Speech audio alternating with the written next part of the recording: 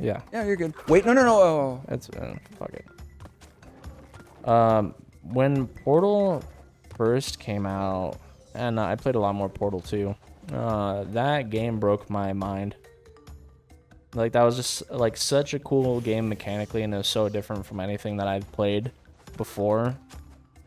I'm just and there are games that kind of follow akin to that, where like they use perspective as the game mechanic. So you'll take like a little, really tiny object, and then you'll pull it really far back, and then you'll let go of it, and then it'll make the object giant in perspective. Like seeing games like that. So there is stuff out there. Go fast.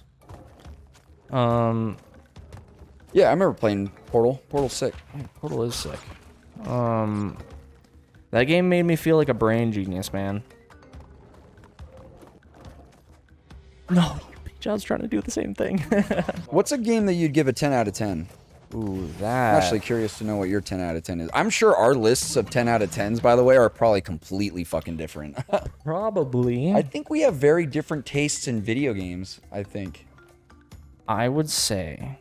I mean, we definitely meet together on certain games, but I think in general, I think we have a different kind of upbringing with games. I think my favorite game of all time Damn, juked him out.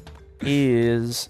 It's a toss-up between Dark Souls 1 and Batman Arkham Well, I Knight. mean, it doesn't have to be your favorite video game of all time. No, but I'm curious that's- to know, but I just any game that you would give a 10 Because out of 10. outside of Dark Souls 1 and Batman Arkham Knight, I don't think I would give another game a 10 out of 10. Wow. Holy shit. Okay. And that is probably the hottest take alive. That's pretty insane. Holy shit. And I mean, Why is that, you think? Dark Souls. So to talk a little bit about my tens. I love my tens. Sure. Dark Souls 1 is extremely charming, even though it has its faults. The problem with Dark Souls 1 is that the later half of the game was rushed, and you can kind of tell where there's a bit of copy and paste in certain segments. But I feel the love. The areas and environments are very charming in my eyes. Fuck you. You go now. You hop to now. Batman Arkham Knight offers me everything.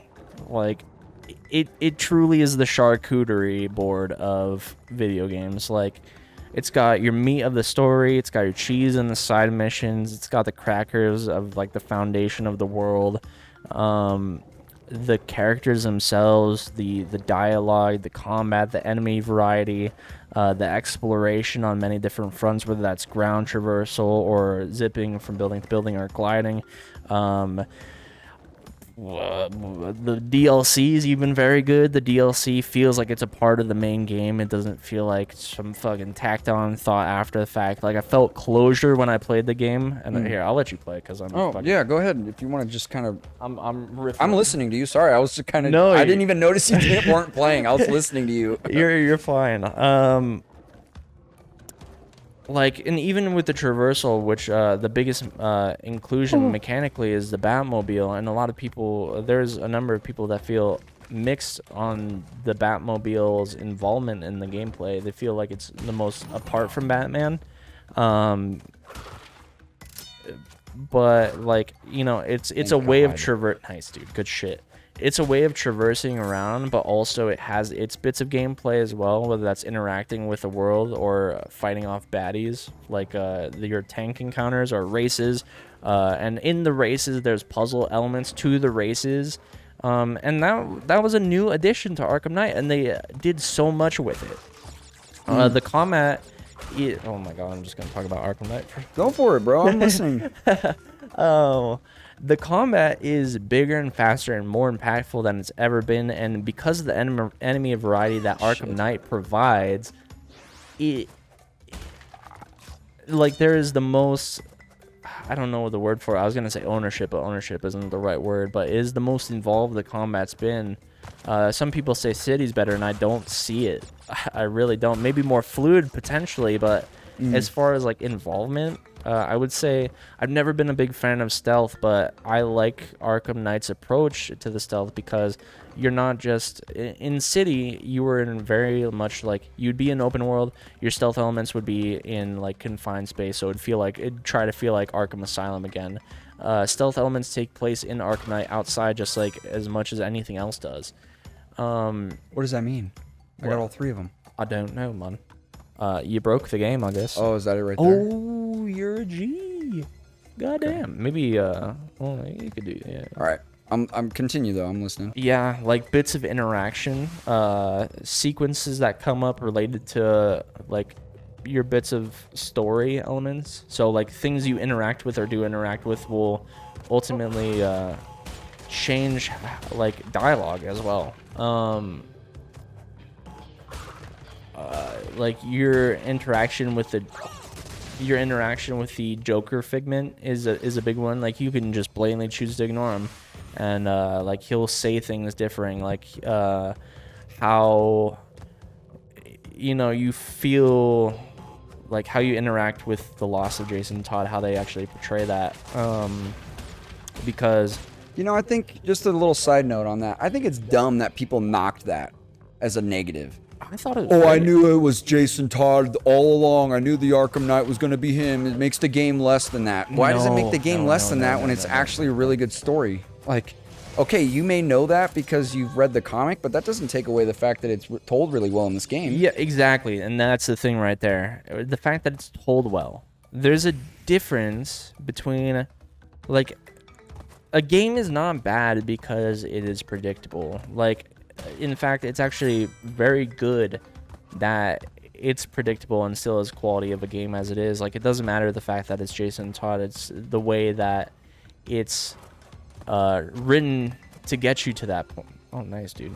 You are just killing it right now. The way that it's delivered to be Jason Todd, the way it's delivered that, Bruce Wayne is essentially coming apart at the seams, and even in his lowest moments, like, he still feels all-powerful.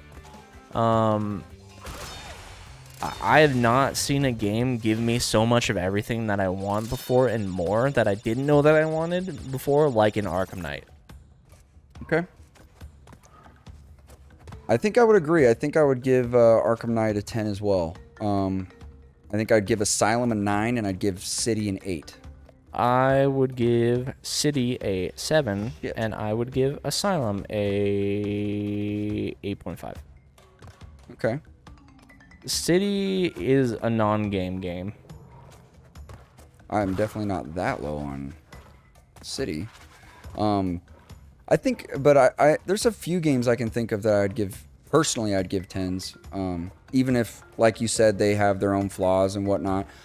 They just mean a lot to me, and I just think they're perfect. There's nothing about them I would change. Red Dead 2's one of them. I think it's another one I'd give a 10. I think Metal Gear Solid 3 is a 10 out of 10. Sorry, I gotta really focus. You're fine. Talk about something. There are games. There are a few games that I would give 10 out of 10. Maybe more than a few, actually, if I really gave it some thought. A game that's pretty up there for me, but maybe might not quite be a 10 is actually Cuphead. I haven't played all the way through Cuphead, but I do really like Cuphead as well. I love it, like, because I haven't played a game that plays like that in either a really long time or maybe exactly like it at all. Nice job, dude. Thanks, man. I got you a trophy. Oh, yeah. Shit, baby. Let's I think go. that was because we got all those Cortex heads and did that secret level. I like the combat. I like the bosses. I love the art style. Like, it truly is just charming. I don't know if I'd give it a 10, but it's pretty high up there. It's like one of my favorite games. Damn, bro. It's actually really hard for me to think about games that are like, just like, maybe not 10 out of 10, but like S tier. I'm trying to think. I think I'd give the first God of War, or not the first God of War, the reboot God of War, 10 out of 10. I really like that game. I think I'd give Ragnarok a 9.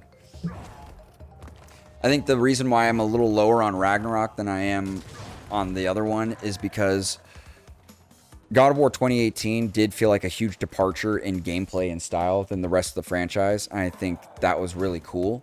Ragnarok just felt like more of the same and kind of perfected that. Not that I think that, and what I mean, it literally did perfect it. You know what I mean? It took what happened in the one that came before it and just improved on it in every aspect.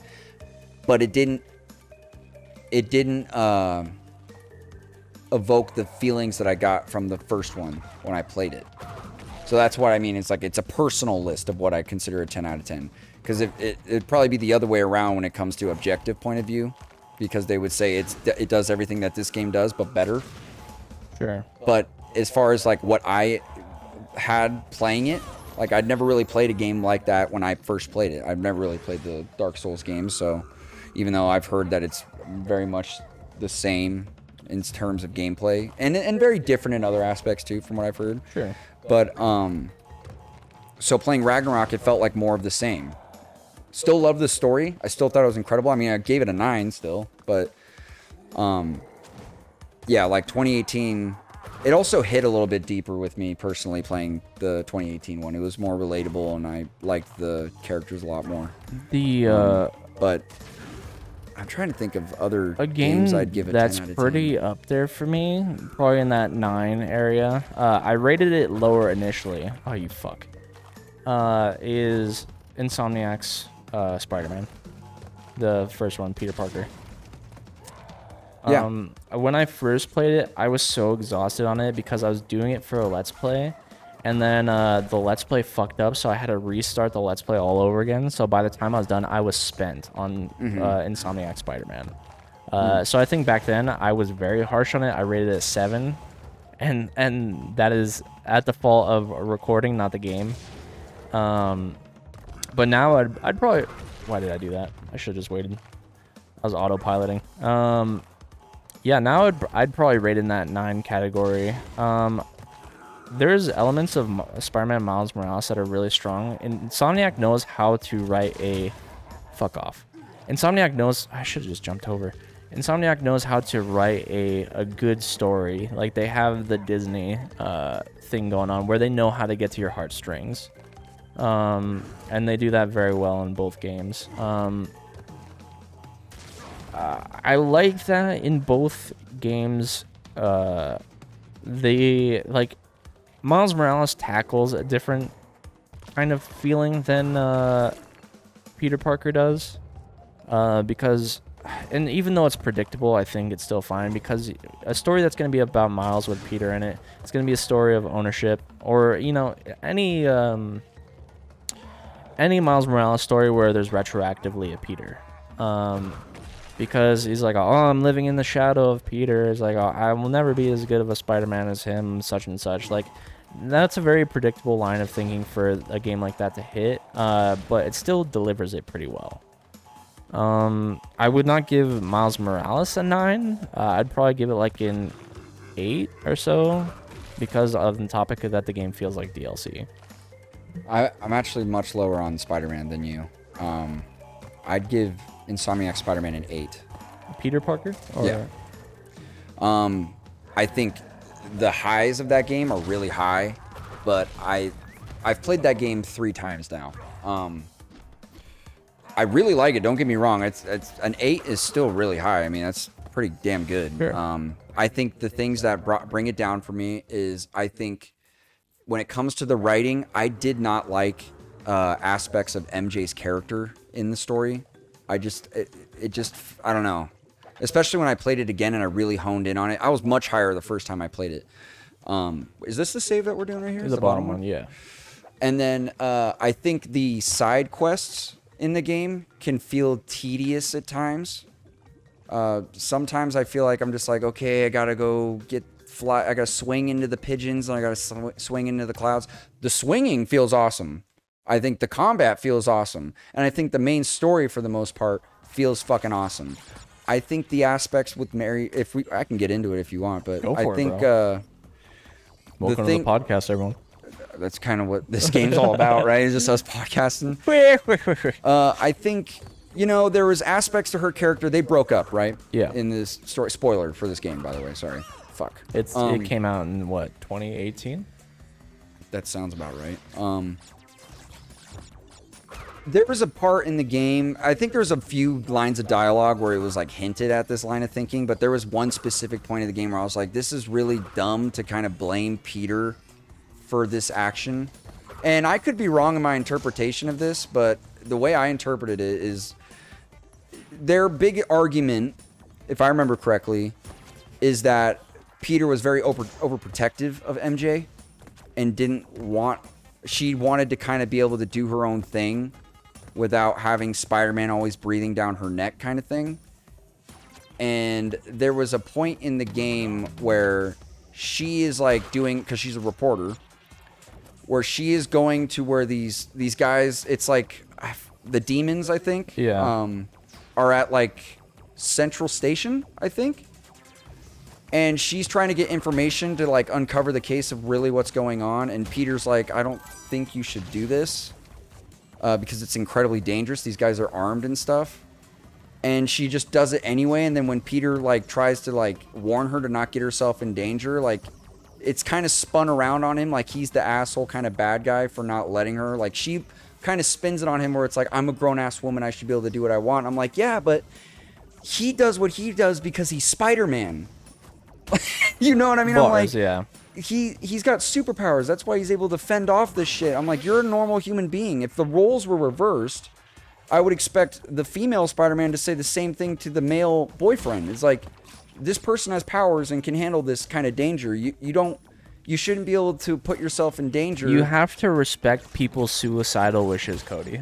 I guess, but that was my only real gripe with it. I honestly purged everything that is Mary Jane out of my brain. You're right, that is a weakness of the game. Anything involving Mary Jane sucks. I hate the segments as Miles and Mary Jane because I said this in retrospective, big throwback, pretty much bar for bar. But their way of mixing up gameplay is by taking away things from you and not giving you something new. Yeah, yeah.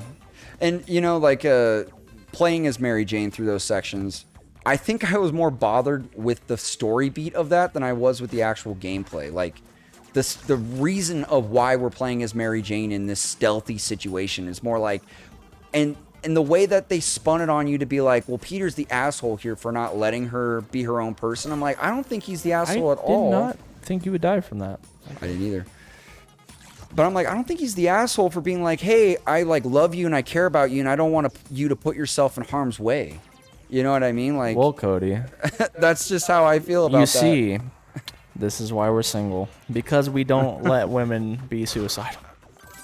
I guess, man. I don't know. I thought that was just dumb writing on her end. It is dumb. Other than that, though, what an incredible game. The Sinister Six and I thought the Otto Octavia stuff was done so goddamn well. The Aunt May aspect of that was done so I definitely goddamn well. had one of those silent single tears roll down my face. Yeah, as that happened. I think Troy said the same thing. It didn't quite hit me the same way it hit you guys. He said that Otto was his real. Like, for me, like, Otto was like, oh, yeah, that's really sad. That sucks. Boo-hoo. Who gives a fuck? No, Aunt May really hit me. Otto was like, oh, damn, that is sad. But Aunt May is like, oh, that's too real, man. It's too close to home. I agree. That's why I'm worried about Spider-Man 2. Is because I think it's going to be... Spider-Man 2 fucking sad. I think... Oh, shit. I think the gameplay was super unique, right? I never really played the Spider-Man game like that, and the way that you swing around the city was unique, and I liked the flow of it.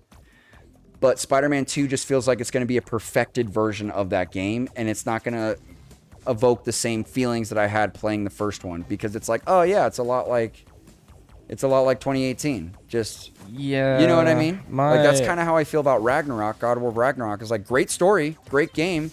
Just feels like a more perfected version of it as a video game. That's why I was pissed off about Miles Morales, because all the exploring you did in Spider-Man 1, you kind of got out of your system in the first game. Like, there wasn't really anything new. The only thing new relating to New York is like bits of graffiti around the world and maybe some events that went on, because it's not like fundamentally you can change New York. Like, New York is New York. Sure. Best you could do is fucking destroy it, maybe. I don't know. So from what I've heard, the thing that is going to make Spider-Man 2 pretty cool compared to the first one is that, I don't know if you noticed, I've definitely noticed it, especially on multiple playthroughs of the first Spider-Man, is, ooh, fucking shit. Nice. Is, swinging around the city, you're kind of a little sluggish. You're a little slow. In the first? In the first one, compared to Spider-Man 2 in the PS2. Oh, you're talking... Okay. Like speed of getting through, like swinging around the city. I thought we were talking about Insomniac still. Yeah, I am talking about Insomniacs, the first Spider-Man. Oh, I'm talking PS4 generation. Yeah. You are. You said PS2. I'm saying that the Spider-Man 2018's web swinging is slower than the PS2 or Spider-Man 2's PS2. The swinging around, not that I don't think it feels good. It feels really good. It's smooth, but it's a little slow. I think that sometimes you end up feeling like you're kind of go more up than you go out.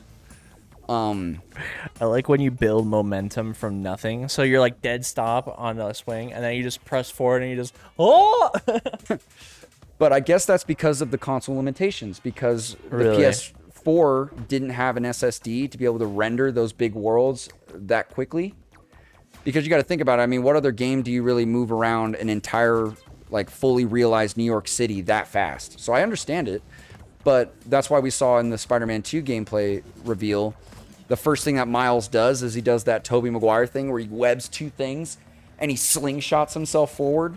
And that was one of the first things they said, is that you're going to be moving around through New York a lot faster in this game. I'm like, that's cool. I'm like, I'm looking forward to that. Yeah, I'll take that. So I think that'll be really cool. We'll see. Maybe I'll be completely wrong and they do a lot more innovating with this game than I realize. Maybe I'll fucking hate it. Or maybe I'll fucking hate it. I don't think I'll hate it. No, they like... I mean, Venom's going to be it. I don't whatever... think I'm gonna hate it. Well, I don't know. The last thing that we... Well, okay, I forgot that the actual movie Venom exists. Those are okay. But I like Tom Hardy. Do you like it more than Spider-Man 3? Yes or no? The Venom movies? Yeah. That's a good question. I never thought about this. No one's ever posed me this question before. Overall, I like Venom more in the Tom Hardy movies. Like, I like Venom in those movies than the Spider-Man 3, but I like Spider-Man 3, the movie, more than those movies. Like, the film overall. Okay. I think people shit on Spider-Man 3 a little bit too much. I think when Venom is involved in Spider-Man 3 is the problem. Yeah, I think the movie tanks right there. I think everything outside of that, not bad. I'll take it. I really like the Sandman stuff. I like to see the moral ambiguity of his relationship with Harry, and seeing that kind of unfold more. You know, like the moment we see Sandman turn into Sandman and his story with his daughter and stuff like that, I actually liked all of that, and I thought that was really strong in Spider-Man 3. I even think the redemption that we get at the end with Harry and Peter, I think that's really strong. It actually made me tear up. You get a big Mr. Freeze kind of thing going on, because it's like along the line of thinking that, you know, Mr. Freeze is a villain out of happenstance, not because he's an actual bad guy. Right. And yeah, I like seeing things like that come across. When was the last time you saw Spider-Man 3? It's been a while. It's been a while? Yeah, since I last saw your face. I saw it not too long ago. And yeah, there's dumb parts of that movie. I think there's dumb parts in all three of the Raimi movies, though, to be honest. I couldn't tell you when the last time I did see it, though. That is a good question. I remember it pretty vividly, though. I like a lot of aspects of that movie. I think I like all three of those movies more than I like the Amazing Spider-Man movies, to be honest. I think that's fine that you say that. I don't disagree with you. A lot of people would. Really? Yeah, there's a lot of people that I know that were like, the Andrew Garfield movies are the best Spider-Man movies. No. They have good elements to them, but they're not better movies. I think they rushed the Uncle Ben death really fast in the first that hits way harder in the Tobey Maguire movie for me. 100%. I love that my grandpa. This is the one, right? Yeah. I love that my uncle grandpa, who's 400 years older than me, right there. I like it amazing that there actually feels like, I would say there. Oh, my brother just sent me this screenshot. It's because they're doing a remake of. Did you already save? Yeah, I saved. Okay. They're doing a remake of Metal Gear Solid 3. He literally just sent me this, and these are screenshots from the old game to the new one. From left to right. Wait, left is the new one, yeah. Yeah. Okay, thank God. The old. I'm pretty hyped about it. Is that a hot take? Is that a weird? I don't know. Oh, this is throwing. Yeah, what were you saying about? This perspective is throwing me off. You're going on about Spider-Man. As I typically do in life. I'm here for it, dude. Bitch.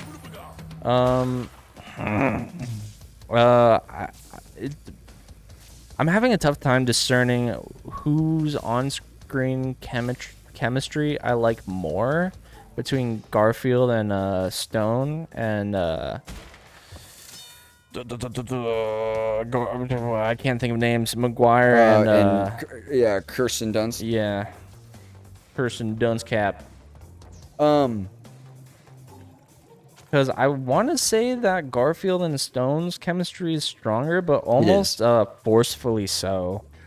So this is my take on it. I think that the chemistry is better between the two actors, but I like how awkward the chemistry is between Toby and Kirsten is in Spider-Man, because it feels more it feels like that's what Peter's character should be to me. I don't want Peter's character to be this suave kind of like ladies' man character. I was quite literally thinking that same thing. Oh, okay. Sorry, I didn't go ahead. Steal the words out of your mouth, but no, do it. That's how I feel about it. Like when I watch the Toby movies, it's like, yeah, Toby's awkward in this movie, but I feel like that's kind of what Peter should be. Yeah. You know, like it's exactly what I was kind of explaining to you about Anakin's character in the prequels, where he's like awkward. And I'm like, that's kind of how his character should be, though. Like, I'm like, he's been trained since he went from a kid with all this kind of like, you know, like kind of like he had like a little bit of just like child quirkiness or charisma, right? Like because he's a kid and he's allowed to be a kid, but then at a certain point, he's like told, okay, you're like pretty much a monk now, and you're not allowed to love, and you're not allowed to have any attachment. And I'm like, so that's gonna lead to an awkward teenager. You know what I mean? Yeah, have fun with puberty, bro. So yeah, I put Hayden Christensen and Tobey Maguire in the same kind of conversation when talking about like, well, they're just awkward and their scenes are awkward. I'm like, that's kind of the point, I think. Like, you know what I mean? Yeah, I agree, because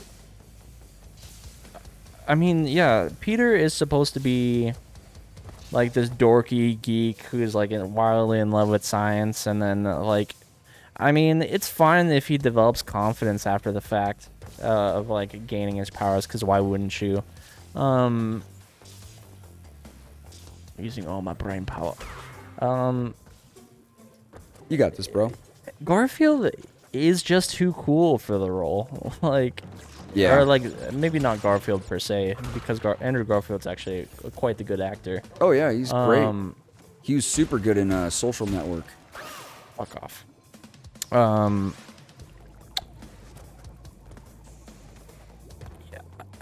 Maguire's almost too awkward to a fault, though. Like, okay, almost every interaction is quite awkward. I almost want to see bits of Maguire in. Did I say Garfield earlier or Maguire? For what? I meant to be talking about Maguire. For awkwardness? Yeah. Yeah, you said Maguire. Okay, my brain is somewhere else completely. You're good, bro. Because I want to see Maguire, because he's a nerd. But the thing about being a nerd is you have your own space, you have your own element, and you could argue that that's Spider-Man for him. But you have a place outside of that. Like, as a nerd, you have like your fortress, your domain, whatever you want to call it, like a space where like you truly feel like you can be yourself. I wanted to see like maybe a bit of on-screen chemistry between Maguire and Dunst, where she sees like the better side of Peter. You see where he's not just being a nerd, like, and she like finds herself falling in love with that. I would love a moment like that. We don't really get that. Here, you want to take it away? Yeah, I agree with you though. I think there are moments in the Maguire films that are just like they shouldn't be awkward, but they are.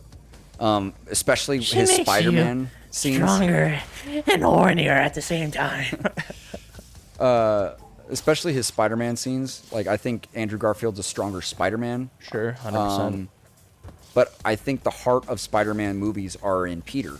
So that's why I think the Tobey Maguire movies are better. But like you know, there's I don't know. I like the cheesiness in it. Like where he's like, "You're out, Gobby, out of your mind," or some stupid ass fucking line like that. Where I'm like, "Gobby, what are you saying, dude?" Like, I don't know, like very 1960s Spider-Man, like ping, pow, bam kind of humor. Totally. But I don't know. I think that's part of the charm of the movie. And yeah, it's cheesy and it's not supposed to be kind of thing. And Spider-Man should be cooler. But I think the moments we get with Peter that are awkward, I think work for me. I think with this conversation, I found a fault in Holland Spider-Man. He doesn't have a line that says "Gobby."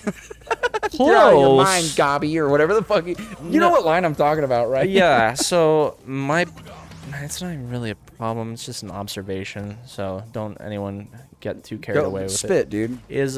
What's on your mind? There's not a differentiating factor between Holland's Peter, and Holland's Spider-Man. There is no essence of him coming out of his shell, which I feel is important and integral to a Spider-Man film.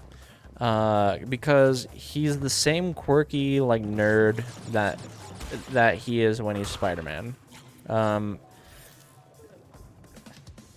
He portrays Peter quite well. Like, he is that kind of outcast nerd, and he does it well. He does it quite fine. Good job.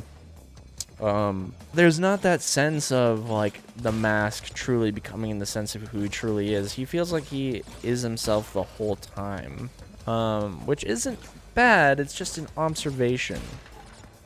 Do you know what I'm getting at? Yeah, I think you're right. I think you're right. I would agree with that. I think with the way they ended No Way Home, though, I actually like the growth of that Peter Parker and having to be like, that's what makes him a hero, is making the ultimate sacrifice of now everyone I know and love has to forget about me in order for me to protect them. I think that was a really strong thing for No Way Home, because I actually I wasn't all that crazy about Tom Holland's Spider-Man for the longest time until that film. Really? Yeah. Wow. I thought he was good, but because he was always in the shadow of other characters. That was my biggest problem with it. I thought even Spider-Man Homecoming was like, you know, like, I gotta impress Mr. Stark kind of thing, like the whole fucking movie. And the more I thought about it, Spider-Man Homecoming is a weird film. Because I don't know what it's trying to be. Like, once again, it's an identity thing where, like, you're right, Mr. Stark this, Mr. Stark that. But it's not a film outside of that.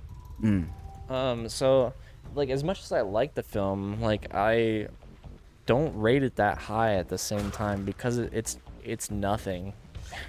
It doesn't do anything for the character, really. It feels like a filler for the main Marvel storyline. And honestly, there was only a few films at that time that were like that. Yeah, you're Marvel's right. current state right now is every fucking movie is filler. That's my problem with Marvel right now. We're in the multiverse timeline right now, but everything feels like a filler film for something else. Even the Doctor Strange Multiverse of Madness, dude, I was like, what was the point of that movie? Like, it was literally a filler film. It adds nothing to the main story. I'm trying so hard to get these boxes. I don't know. But yeah, I could go on about Marvel. No, go for it, bro. Spit. That's my biggest problem with those. But no, I think Far From Home was pretty good. I liked Far From Home, even though it was more about like, Mr. Stark's dead, what am I gonna do? Like, everything was about Mr. Stark, dude. But Jake Gyllenhaal's performance as I almost said Magneto. Mysterio. Jesus Christ. Mysterio was really good. And I liked the kind of like pulling out the rug from under you scene where he thinks he's talking to Nick Fury and it's all an illusion. I thought that was cool as shit. Or even at the end when he thought Mysterio was being cool with him, and he almost shoots him, and he uses his Spidey sense to sense it. That fucking badass. Yeah, that was very strong moment. Very cool. But No Way Home is much better than both those films, in my opinion. I think it's so good. So I don't know where I'm fucking up here. Can I actually?